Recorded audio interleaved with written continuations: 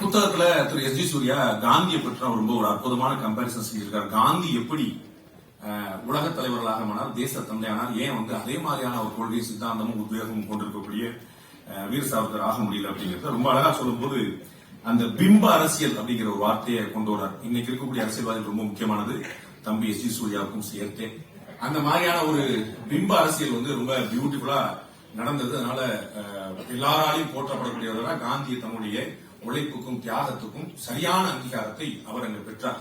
ஆனா எப்போதுமே பின்னாடி இருந்து இயங்கக்கூடியவராக இருக்கக்கூடிய திரு வீர் சாவர்கர் அவர்கள் புகழெல்லாம் தம்முடைய தோழர்களுக்கு அது ஏதாவது பழி இருந்தால் அது எனக்கு அப்படிங்கிற மாதிரி உண்மையான ஒரு தியாகியா இருந்திருக்கிறார் பார்க்கிறோம். அவருடைய மன உறுதி இந்தியாவில் செஞ்சது 16 ஆண்டுகள் சிறை, அந்தமான்ல பட்ட சித்திரவதை, அதெல்லாம் ரொம்ப ஆச்சரியமான விஷயம். நிறைய புத்தகங்கள் விரிவாக சொல்லிட்டு போறாங்க. அதீத துணிச்சல் அது ரொம்ப முக்கியமான விஷயம். மன உறுதி, திட சிந்தனை ரொம்ப ஆச்சரியமான விஷயம். அந்த சமரசங்கள் கூட சில இடங்களில் ராஜேந்திரங்களா ரொம்ப பியூட்டிஃபுல்லா வெளிப்பட்டு பார்க்கிறோம். ரொம்ப மர்மம் நிறைந்த மனிதர் அப்படிங்கறத ரொம்ப அழகா வெளிப்படுத்துறார்.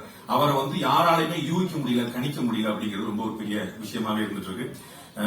அது ஒரு முக்கியமான விஷயம். பிளஸ் அவருடைய குடும்பம், மனைவி யமுனா என்று 4 குழந்தைகள்ல 2 பேர் இருந்தாங்க, 2 பேர் இறந்தாங்க. 2 குழந்தைகள். நான் அம்பேத்கரை பற்றியும் இவரை பற்றியும் நினைக்கும் போது நான் பல நினைச்சிருக்கேன். அதாவது இன்க்ளூடிங் காந்தி உட்பட.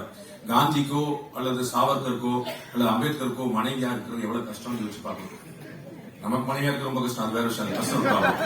ஆனா காந்திக்கும் சாவர்கருக்கும் ஏன்னா எந்த நேரம் என்ன செய்வாங்கன்னே தெரியாத மாதிரியான ஒரு ஆட்கள் அவங்கள்ட்ட தான் இருந்துட்டு 15 வருஷம் ஒரு புருஷன் ஜெயில இருப்பான் அப்படின்னா அவங்க இருந்தாங்க இல்லாட்டி என்னன்னு ரொம்ப புரியல. அந்த மாதிரியான ஒரு பெரிய ஒரு சர்வப்பரி தியாகம், உண்மையான தியாகம் செஞ்சிருக்காங்க. அவருடைய குடும்பமும் சேர்ந்தே செஞ்சிருக்குன்னு பாக்குறோம். ஒரு இஸ்லாமிய ராஷ்டிரம் வேண்டும் என்று சொன்ன ஜின்னா இஸ்லாமிய சமூகத்துடைய ஒட்டுமொத்த தலைவராக போற்றப்படுகிறார். இன்றைக்கும் அன்றைக்கும் ஒரு இந்து ராஷ்டிரம் வேண்டும் என்று சொன்ன வீர சாவர்கர் தூற்றப்படுகிறார் என்றால் என்ன காரணம் என்ற ஒரு முக்கியமான கேள்வி வருகிறது. பத்திரிகையாளர் இருந்திருக்கிறார், எழுத்தாளர் இருந்திருக்கிறார், 12 வயசுல கவிஞராகவும் இருந்திருக்கிறார். நான் எல்லோரையும் வரவேற்றேன், எல்லோருக்கும் பாராட்ட தெரிவித்தேன். இது மார்கழி மாசம், அதனால கச்சேரி நடக்கிறதுனால வந்துருவோம், அது புத்தக திருவிழாவில் தான் வந்துடும், கிருஷ்ணகான சபா இதனால தான் வந்துடும் அப்படின்னு சொல்லக்கூடிய அந்த பெருமக்களையும் சேர்த்து நான் வரவேற்கணும். வீர் சாவர்கர் அவர்கள் ஒரு ஆச்சரியமான கவிஞரும் கூட. அந்த புத்தகத்தில் குறிப்பிட்டது போல ஒரு கலகக்காரனாக இருக்கக்கூடியவர், ஒரு போராளியாக இருக்கக்கூடியவர், நேரடியாக களம் கண்டு அத்தனை துணிச்சலையும் துப்பாக்கிகளையும் எதிர்கொண்டு இருக்கக்கூடியவர், ஒரு படைப்பாளியாக இருக்கிறார். ஒரு பெரிய வியப்புக்குரிய விஷயம். அவர் நிறைய கவிதைகள் இருக்கிறார், நிறைய புத்தகங்கள் இருக்கிறார். ஏற்கனவே அண்ணன் போராளேசன் சொன்னது போல 1857 மங்கள் பாண்டே தலைமையில் நடந்த அந்த சிப்பாய் கழகத்தை அப்பயே பதிவு பண்ண 1910-15 பதிவு பண்றார். பாரதியார் போலவே இருந்திருக்கிறார். பாரதியார் போலவே பிரெஞ்சுக்கும் பிரிட்டிஷ்குமான விஷயத்தை பண்ணியிருக்கிறார். பாரதியார் போலவே துணிச்சலா இருந்திருக்கார். நிறைய விஷயங்களை அவர் கம்பேர் பண்ணி பார்க்க முடியுது. அவ்வளவு ஆச்சரியமான ஒரு கவிஞராகவும் இருந்திருக்கிறார். திரும்ப பாரதியை பற்றி நான் எனக்கு நினைவு கொண்டு வருது. ஆச்சரியமான கவிதை. அது ஒரே ஒரு கவிதை மட்டும் நான் எனக்கு எளிய வெற்றி. அவர் மராத்தியில் அவர் எழுதின கவிதை. அது ஆங்கிலத்துக்கு மொழிபெயர்க்கப்பட்டு ஆங்கிலத்திலிருந்து அடியனுடைய சிற்றறிவுல நான் தமிழுக்கு மொழிபெயர்த்து முயற்சி பண்ணேன். எனக்கு பெருசா ஈற்றது அவருடைய கவிதை. இப்படி ஒரு போராளியால 24 மரணத்தின் வாயில நிற்கக்கூடிய ஒருத்தனால கவிதை எழுத முடியுமாங்கிற ஒரு பெரிய ஆச்சரியம். அவர் லண்டன்ல இருக்கிறார். வெளிநாடுகள் அவர் இருக்கும்போது தாய் மண் அவரை இழுக்கிறது. அப்ப அந்த கடல் கண் முன்னாடி தெரிகிறது. அந்த கண் முன்னாடி தெரியும் கடல் முன்னாக தன்னுடைய குரலை விடுக்கிறார். சாகரா அப்படிங்கிற அந்த கவிதைக்கு பேர் oh ocean take me back to my motherland my soul in tormented. Oh ocean I am pining for her அப்படின்னு அந்த கவிதை தூங்குறது ஆங்கிலத்தில். அது தமிழ்ல முயற்சி பண்ணியிருக்கிறேன். ஓ சமுத்திரமே, மீண்டும் என்னை என் தாய்நாட்டிற்கு அழைத்துச் செல். என் ஆன்மா அலைவாய்கிறது. உன்னை எப்போதும் பார்த்திருக்கிறேன். என் தாயின் பாதங்களை தழுவியவள் நீ. இன்று என்னை அந்நிய நாட்டுக்கு அடித்து வந்து விட்டாய்.